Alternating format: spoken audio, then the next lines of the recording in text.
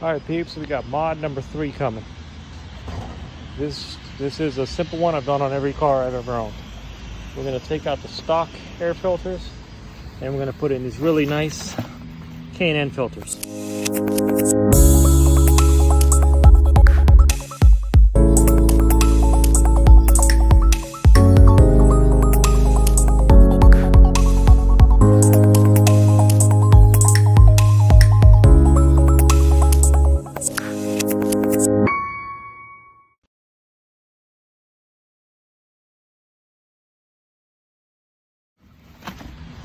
This is on the Porsche 911 3.8 engine.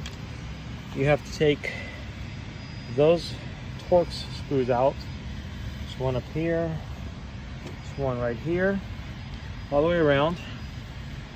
Take this band off, and there's a connector right here.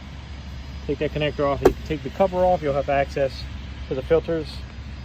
Pretty easy mod. All right, let's get to it. All right, there you go. There's the cover, the airbox cover on the ground. So my screws.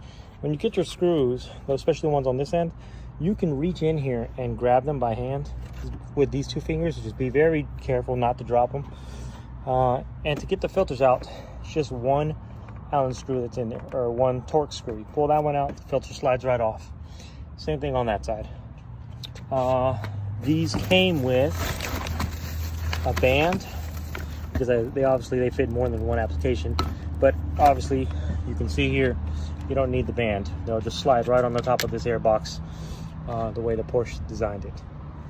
All right, let's do the swap. And there you go, 2 K&N drop-in filters into my Porsche 911 997.2.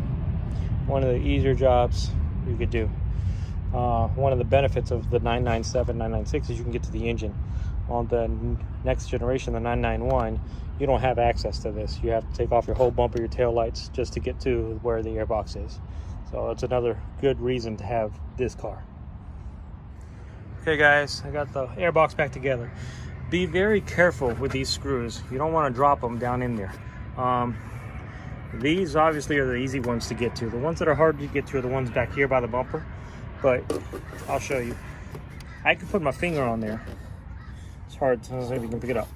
And when you put the screw in, when it's sticking up, you can grab it with 2 fingers and you can put it down in there and get it started. And then you can use your T20 and get it down the rest of the way.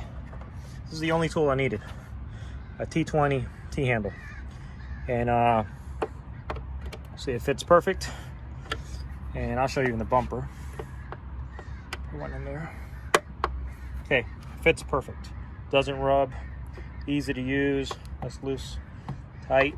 And so that's the only tool I needed to get this out. The other thing was, I wanted to show you this K&N plug. When you pull it off, it's mounted almost upside down. All you have to do is squeeze this button right here. But you gotta squeeze it pretty hard. But right now, of course, it's going easy because I'm looking at it. But when it's mounted upside down, it's a little tough to get to. So that's locked back in place. There's also one down here in the corner. This piece here will slide out. It's got a vacuum line on here and a vacuum line on the bottom. So even if you took this vacuum line off, you're trying to pull this cover off, it's not coming off because there's a vacuum line that runs from the body of this down. So just take this, and if you do like that, you can slide it all the way out. And the connector on that is spring loaded. Let's see if I can show you. Get my hand out of the way. Okay. So here's the connector, and you just push it up from the bottom, and it'll release it. And this one also goes on like that. So it's almost like both of these are connected upside down. See, I'll connect this real quick.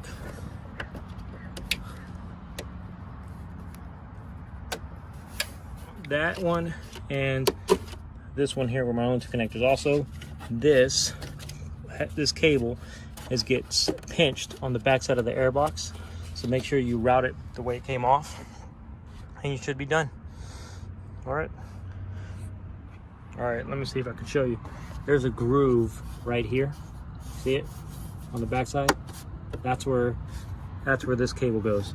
Make sure you get it in this groove, that way it's not bouncing around, it's not moving around anywhere.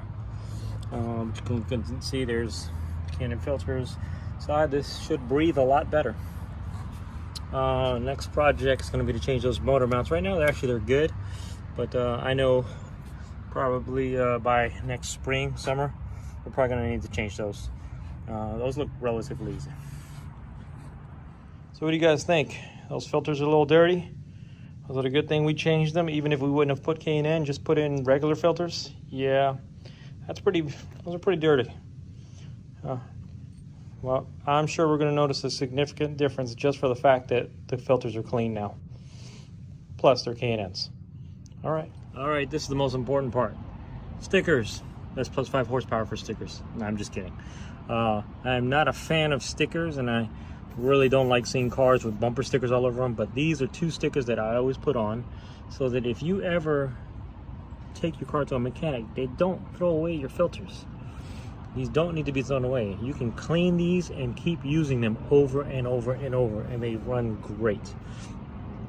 All right, now the job is complete. Let's take it for a ride and see what it sounds and feels like. All right, so far, how does it sound with the K&N filters? Oh, I haven't gone fast. I went to grab something to eat so I can watch Thursday Night Football. I can definitely hear a little more suction. I've got the windows open. I can hear the air getting sucked in a little bit better. I can definitely hear the machine sound of what is the 911 engine, that nice NA sound that the 911 engines make. And the exhaust is definitely throatier sooner. I really haven't got on it, but I got stepped on it a little bit, and whereas before you would really hear it get throaty over 4,000, now it seems to get throaty a lot sooner in the 3,000 range. So we're going to hit the freeway. Let me get the sun out of the way, sorry. We're going to hit the freeway here in a second, and you guys can hear, I don't know if the phone will pick it up, but we'll try to see if you can hear what it sounds like when we get on the freeway. Okay, so we're just humming along. 67 miles an hour. We're not really going fast. I'm kind of surprised the engine's actually quieter with these when I'm just cruising along now. With the clean filters, it makes less drone, less noise.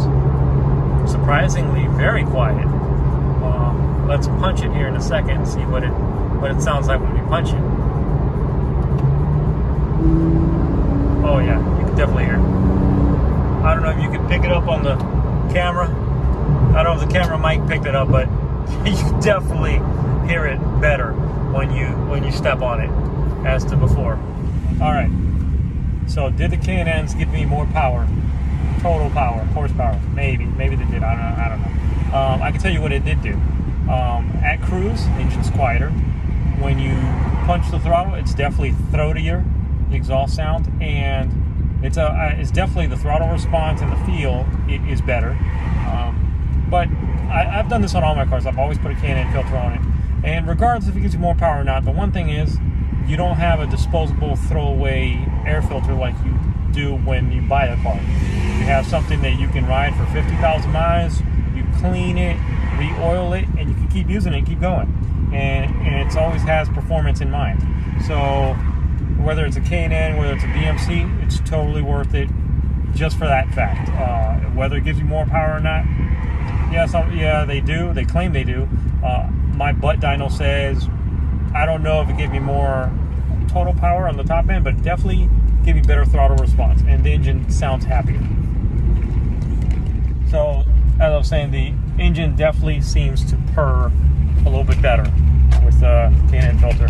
I just drove it on some city roads and just came down the freeway at good speed, both just cruising and a little spirited driving. And it's definitely, the engine seems to purr a little bit smoother, breathe a little bit easier, and that could just be for the fact that the filters that are in it were dirty.